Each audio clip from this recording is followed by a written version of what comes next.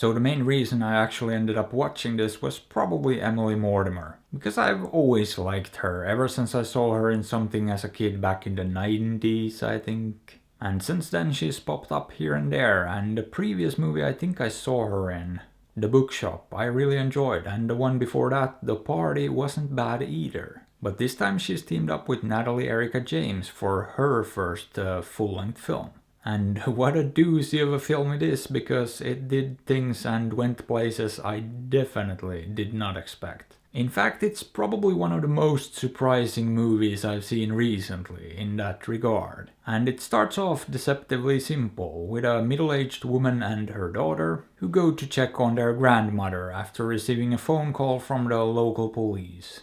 Apparently the old lady hasn't been seen for a few days and the neighbors are getting worried. That's the basic setup here that's basically introduced in the first couple of minutes of the movie. From there, things slowly develop in interesting ways and some very strange things start to happen. And this one does the classic thing where it sorta gives a reasonable explanation to things. Like it could be this causing everything and maybe it's all just a metaphor. But at the same time, it doesn't really try very hard to convince you of that either. Instead, it almost immediately starts to sow some seeds of doubt in your mind as well. Seeds that grow the further into the movie you get, and at the end it left me kinda baffled, because I do not know what to make of it, what the point was or what it was trying to say. And that's mostly because after the slow start and a pretty slow build up actually, things go absolutely bonkers in the third act, and to be honest,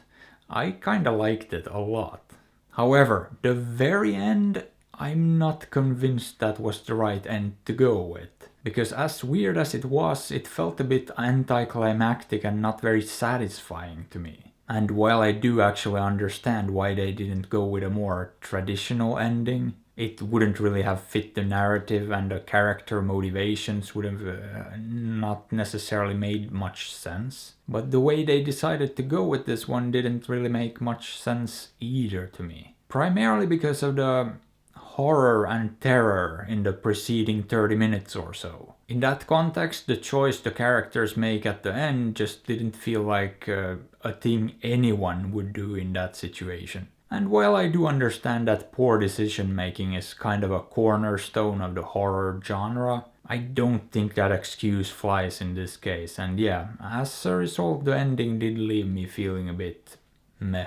But that's not to say I didn't enjoy the road to that ending, because I really did. And overall, this is actually a really well made and effective movie that never lost me along the way. It's also pretty well paced and didn't feel like it dragged at any point either. And all three central performances were really solid, and they kinda needed to be. Because almost the entirety of the movie takes place within this one house with these three characters. But yeah, at the end of the day, I really like this and don't have too many complaints. And if it weren't for the ending, that I'm sure I'm not the only one who it's gonna leave scratching their head, it is a really decent movie, and I think I'm gonna have to give it a very solid 7. Boop.